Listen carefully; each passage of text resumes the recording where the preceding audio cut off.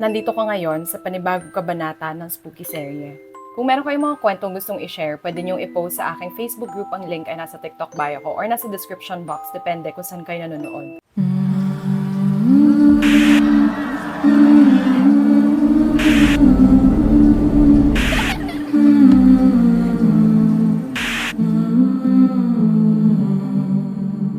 Hi guys! Welcome back to me. O, diba kahapon nakakatakot ang itsura natin, but for today, medyo magpapaka-demure muna tayo. Let's go straight to the kwento. I got you guys. Ang kwento natin ay galing po sa isang anonymous member.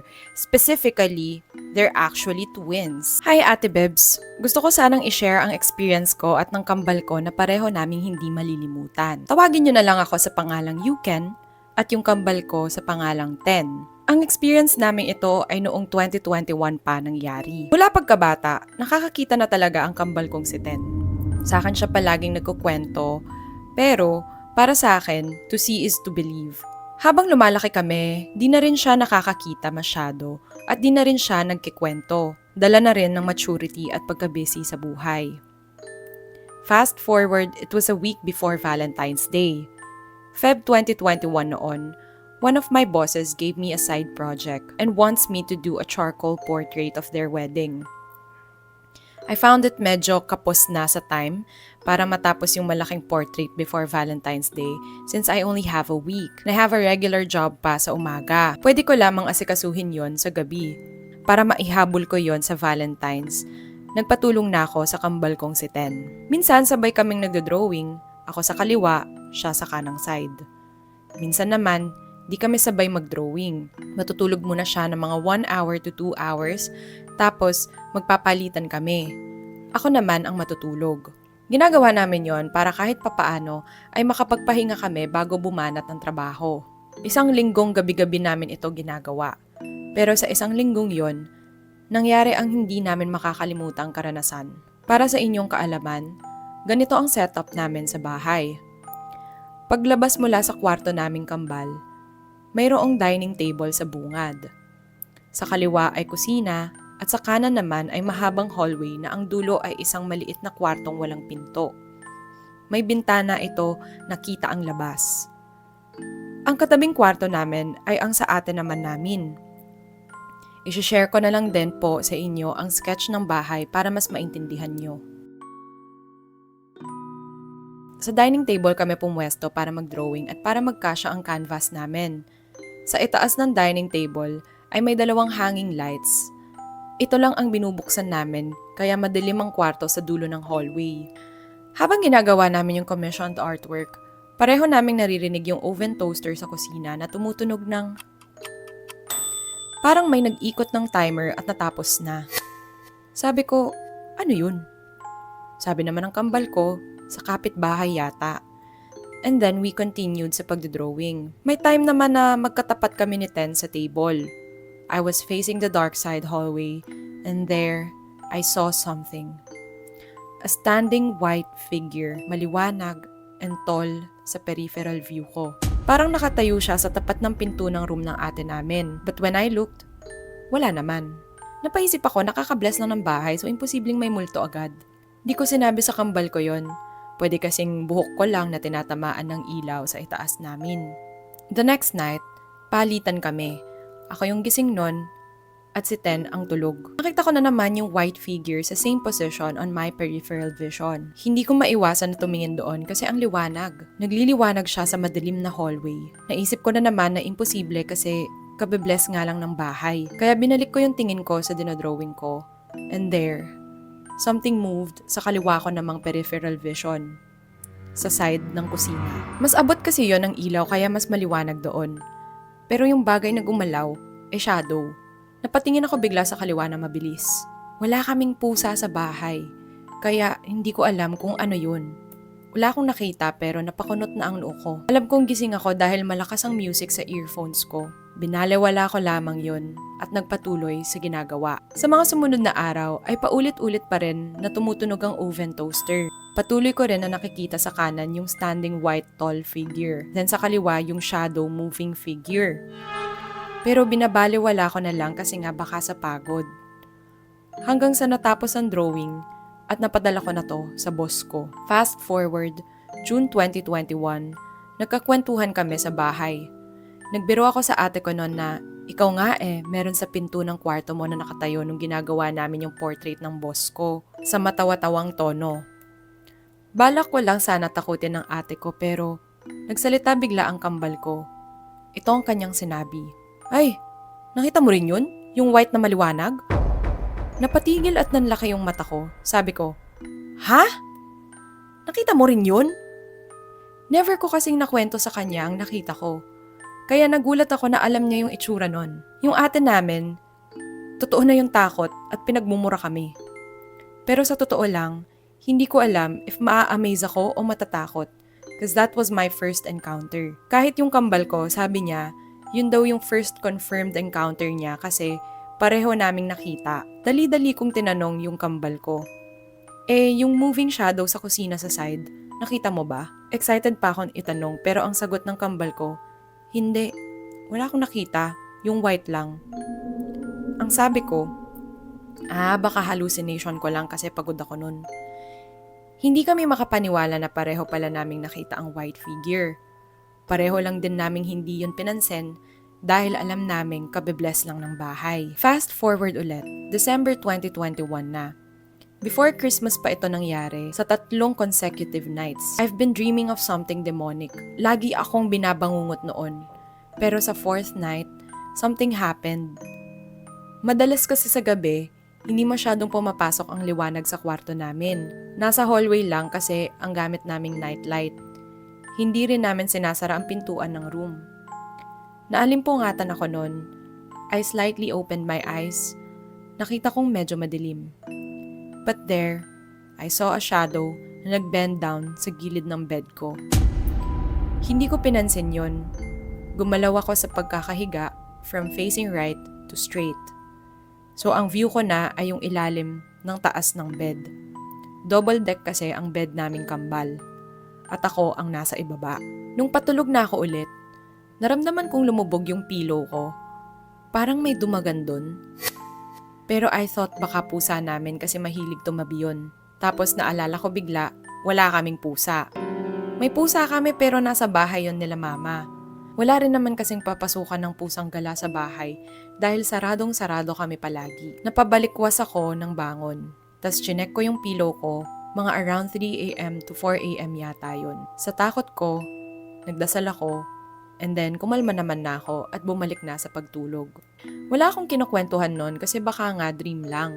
Pero nung pang 5 gabi na, ito yung nag-sleep paralysis ako. Madilim sa kwarto, naka-straight ako ng higa, yung view ko taas ng double deck, tapos I looked around. Kita ko sa paanan ko yung opening ng door namin. Pero nung tumingin ako sa kanan ko, medyo ulunan. Nandun yung shadow. Nakatayo siya at tumatawa.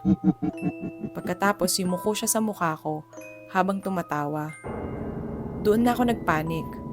Alam ko na nasa state na ako ng sleep paralysis. Kaya tinry kong i-move yung mga fingers ko. But the shadow entity knows that I'm trying to wake myself up. Pag gagalaw yung daliri ko, yuyuko siya sa mukha ko. Tatawa.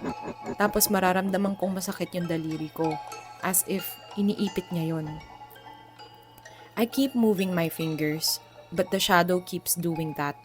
Yuyuko sa mukha ko, tatawa, iipitin ang daliri ko. Sa takot ko ay nagsisisigaw ako pero parang wala akong boses. Nilakasan ko pa. Hindi ko na alam if may lumalabas na boses o ano. Pero nagpatuloy ako sa pagsigaw. Habang tinitingnan ko yung shadow na yon, bigla siyang parang nag-disintegrate sa vision ko. Yung black particles niya parang hinangin papunta sa itaas ng bed. Nabuo yung image ng kambal ko. Nakasilip siya sa akin mula sa taas ng bed. I was looking at it. Maybe nililin lang ako. Iniisip ko na ginagaya niya yung form ng kambal ko. Pero nagsalita siya, gising ka na ba? Doon ko na naramdaman yung hangin. That time, alam ko na nagising na ako. Mangiyak-ngiyak ko na sinabi, may kumakagat ata sa kamay ko. Ang sabi ni Ten, binabangungot ka. Malakas daw yung ungol ko kaya sumilip siya pababa sa akin. Pero nung nakita daw niya ako, nakadilat na. Kinabukasan, kinuwento ko sa mga kapatid ko yung sleep paralysis ko. yung mga demonic dreams, and yung nangyari sa pillow ko. Sabi ng ate ko may nabasa raw siya online na experience ng ibang tao. Halos pareho sa akin. Every night kasi binabangungot daw ang taong iyon. Matanda daw ang nakikita niya. Yumuyo ko ito malapit sa mukha niya. Papalapit ng papalapit, which indicates na near possession na ang katawan. Niregaluhan daw siya ng friend niya ng Saint Benedict medallion for protection. Nung marinig ko yon ay natakot ako. Does that mean may gustong sumanib sa akin? Binigyan na lang ako ng ate ko ng rosaryo at sinabit ko iyon sa kama. Pagkatapos nun, nakalimutan ko na din yung nangyari. Busy na kasi, lalo na on-site na yung pasok ko sa work. Nag-rent na ako sa Ortigas, kaya kambal ko na yung laging natutulog sa pwesto ko sa baba. Ikukwento ko naman ang kambal ko sa perspective na nangyari sa kanya habang natutulog sa kama ko. Ako po ang kambal ni Yuken. Nakakakita nga po ako mula pagkabata namin. Slenderman pa nga ang tawag ni Yuken doon. Pero ako lang nakakakita noon, kaya minsan duda ako kung totoo ba ang nakikita ko. Mula nang pareho naming nakumpirma yung nakita naming white tall entity sa hallway, dun lamang ako naniniwala sa totoong nakakakita nga ako. Kaya itutuloy ko po ang kwento tungkol sa kama ni Yuken. Doon na kasi ako natutulog para di naaakyat sa kama ko. Nakakatamad kasi, lalo na aakyat baba pag magbabanyo. Since nasa Ortigas naman na siya, dito na ako natutulog sa kama niya. Dito na experience ko halos ang same experiences niya. Una kong nakita yung shadow na entity na nasa labas ng kwarto namin. Pero, nakatalikod iyon sa may gilid ng pinto. Gilid lamang niya ang nakikita ko. Di ko yun pinansin at natulog muli. Sumunod na gabi, nakita ko ang shadow muli.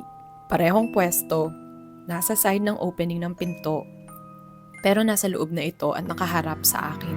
Alam kong pareho nga ito ng na-experience ni Yuken kaya hindi ko ito pinansin. Lumipas ang ilang araw, dumating ang gabi na dun ko napagtanto na mukhang same pattern ang ginagawa ng shadow na ito sa amin. Sa gabing iyon, may naramdaman akong lumubog sa unan. Nakaharap ako sa left side wall, kaya hindi ko nakita. Nagising ako pero di ko na iyon pinansin kasi gets ko na. Ito yung sinasabi ni Yuken. Bumalik ako sa pagtulog pero binangungot ako ng sobrang sama. Demonic dream yun. Buti na lamang at ginising ako ng ate namin. Sabi ng ate ko ay nagsasalita daw ako sa pagtulog. Ako naman ay pawis na pawis at mabilis ang heartbeat. Sabi ko pa, buti ginising mo ko, binabangungot ako eh. Umupo ako at saglit na huminga. Nagsalita ako muli at sinabi sa ate namin na mukhang need na nga ng medalyon nitong kama ni Yuken. Tingin ko kasi ay di natatakot yung entity na yon sa rosary na nakasapit sa kama. Yung medalyon naman na sinabi ko ay ang Saint Benedict's medallion. Based sa nabasa namin, protection daw ito sa curses, evil, at iba pang bad entities and energies. Alam ko ay kwintas yun pero hindi namin alam saan ito mabibili. Sa ngayon, si Yuken na muli ang natutulog sa kama niya. Pero nakabaliktad na siya. Ulunan na niya ang nakaharap sa opening ng kwarto namin. Ako ay nasa taas pa rin. Magpahanggang ngayon ay hindi namin alam kung ano ang aming nakita. Di na din namin naririnig yung oven toaster na tumutunog. Iniisip nga namin kung yung shadow ang naglalaro noon. At baka yung same shadow na nakita ni Yuken noong Feb 2021 ang nanggugulo sa amin sa kwarto. If it did, sobrang creepy talaga. Last year 2023, I remember na nakwento pa sa akin ni Yuken na nakita niya muli yung shadow. Pero sa nire-rent na nilang condo unit.